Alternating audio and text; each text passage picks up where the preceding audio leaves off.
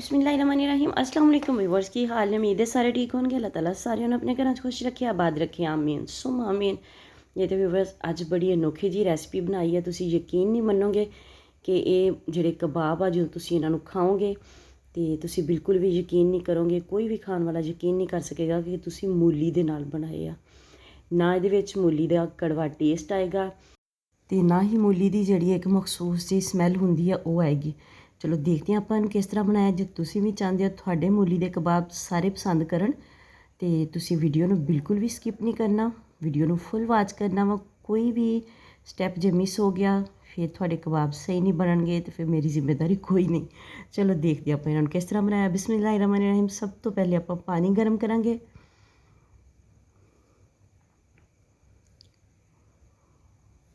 पानी जो बॉयल आना स्टार्ट हो जाएगा तो फिर ये आप शामिल करांगे।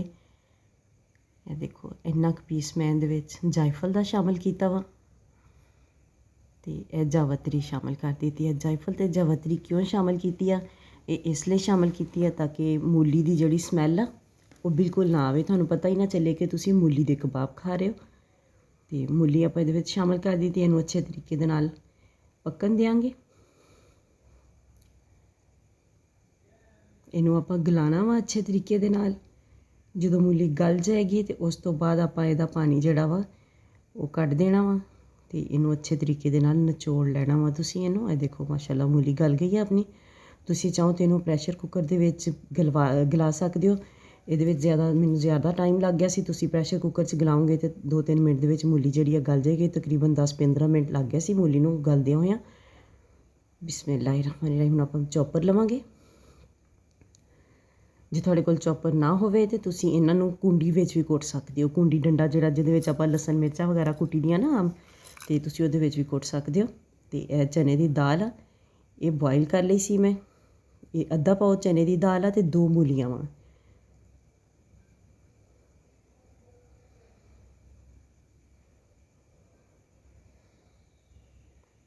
इन्हां नूं चॉप कर लांगे।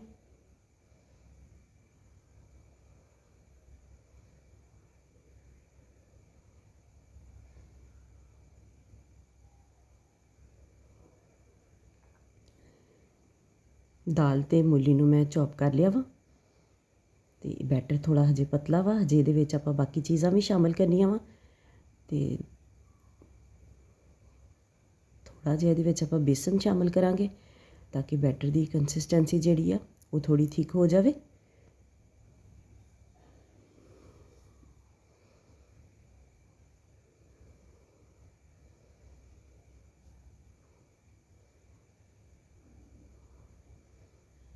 तुसी इहनूं बेसन तो बगैर भी बना सकते हो। उस सूरत दे विच वा कि तुसी मूली का पानी जिहड़ा उहनूं अच्छे तरीके दे नाल कपड़े च पा के उहनूं निचोड़ लेना वा। मेरे हत्थ 'च तकलीफ सीगी, ब्रैनूला लगा होया सी ते इसलिए मेरे कोलों मूली निचोड़ नहीं होई। तो होर कोई मेरे कोल इस टाइम मौजूद नहीं सी जिहड़ा मूली मैनूं निचोड़ दिंदा, इसलिए मैनूं इहदे विच फिर बेसन पाना पिया। तुसी बेसन तो बगैर भी इहनूं बना सकदे हो। हुण मैं इन्ना बेसन पावांगी कि इहदी कंसिस्टेंसी जिहड़ी आ वो कबाब की शेप देण दी आ जावे, तो इसलिए मैनूं उन्ना बेसन पाना पै गया इहदे विच। हल्दी का अद्धा चम्मच शामिल कर दिता वा, सुक्का धनिया शामिल किया वा, मिर्चां का 1 चम्मच शामिल कर दिता। दोबारा सुक्का धनिया ही मैं शामिल किया क्योंकि इसका फ्लेवर अच्छा आंदा हुंदा वा।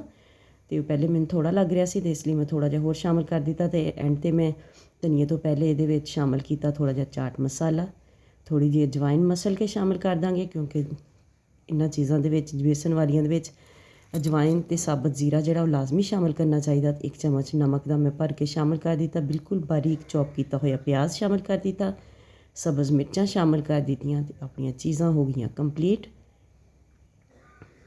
हुण इहनूं आपां मिक्स कर लांगे। तुहानूं दोबारा दस देवां कि जे मूली का पानी जो असीं कपड़े च पा के निचोड़ोगे अच्छे तरीके नाल तो फिर तुहानूं हो सकता है कि बिल्कुल ही बेसन ना पाना पवे या थोड़ा बेसन पाना पवेगा तुहानूं। तो यह देखो थोड़ा जिहा तुसी हत्थ नूं ग्रीस कर लेना वा ते हत्थ के उपर तुसी इहनूं शेप दे के कबाब नूं इहनूं तुसी फ्राई कर लेना वा। मीडियम फ्लेम ते तुसी इहनूं फ्राई करना वा। स्लो फ्लेम ते करोगे तो सब तो बेस्ट रहेगा। तेज़ फ्लेम ते तुसी इहनूं फ्राई नहीं करना, नहीं तो थोड़ा कबाब जिहड़ा विचों कच्चा रह जाएगा। ये देखो माशाअल्लाह ज़बरदस्त जिहा फ्राई हो गया वा। ਬਸ ਮੀਡੀਅਮ ਟੂ ਲੋ ਫਲੇਮ 'ਤੇ ਤੁਸੀਂ ਇਹਨਾਂ ਨੂੰ ਫਰਾਈ ਕਰ ਲਿਓ। ਦੇਖੋ ਮਾਸ਼ਾਅੱਲਾ ਬਹੁਤ ਹੀ ਮਜ਼ੇ ਦੇ, ਕੋਈ ਪਹਿਚਾਨ ਹੀ ਨਹੀਂ ਸਕੇਗਾ ਕਿ ਤੁਸੀਂ ਇਹ ਮੂਲੀ ਦੇ ਨਾਲ ਬਣਾਏ ਆ ਜਾਂ ਇਹਦੇ ਵਿੱਚ ਤੁਸੀਂ ਕੋਈ ਚਿਕਨ ਵਗੈਰਾ ਜਾਂ ਕੋਈ ਵੀ ਗੋਸ਼ਤ ਵਗੈਰਾ ਨਹੀਂ ਸ਼ਾਮਿਲ ਕੀਤਾ। ਇੰਨੇ ਮਜ਼ੇ ਦੇ ਬਣਨਗੇ ਕਿ ਤੁਸੀਂ ਖੁਦ ਇਹਨਾਂ ਨੂੰ, ਘਰ ਵਾਲੇ ਜਿਹੜੇ ਬਾਰ-ਬਾਰ ਤੁਹਾਡੇ ਕੋਲੋਂ ਫਰਮਾਇਸ਼ ਕਰਨਗੇ ਕਿ ਮੂਲੀ ਦੇ ਕਬਾਬ ਸਾਨੂੰ ਬਣਾ ਕੇ ਦਿਓ। ਮੂਲੀ ਵੈਸੇ ਵੀ ਮਿਹਦੇ ਵਾਸਤੇ ਬਹੁਤ ਅੱਛੀ ਚੀਜ਼ ਆ, ਲੇਕਿਨ ਕੁਛ ਲੋਕਾਂ ਨੂੰ ਮੂਲੀ ਸੂਟ ਵੀ ਨਹੀਂ ਕਰਦੀ ਕਿਉਂਕਿ ਉਹ ਕੱਚੀ ਮੂਲੀ ਜਿਹੜੀ ਹੁੰਦੀ ਆ ਉਹਦਾ ਕੁਛ ਲੋਕਾਂ ਨੂੰ ਸੂਟ ਨਹੀਂ ਕਰਦੀ। ਲੇਕਿਨ ਇਸ ਤਰੀਕੇ ਨਾਲ ਤੁਸੀਂ ਇਹਨੂੰ ਬਣਾਓਗੇ ਤਾਂ ਬਹੁਤ ਹੀ ਮਜ਼ੇ ਦੀ ਲੱਗੇਗੀ।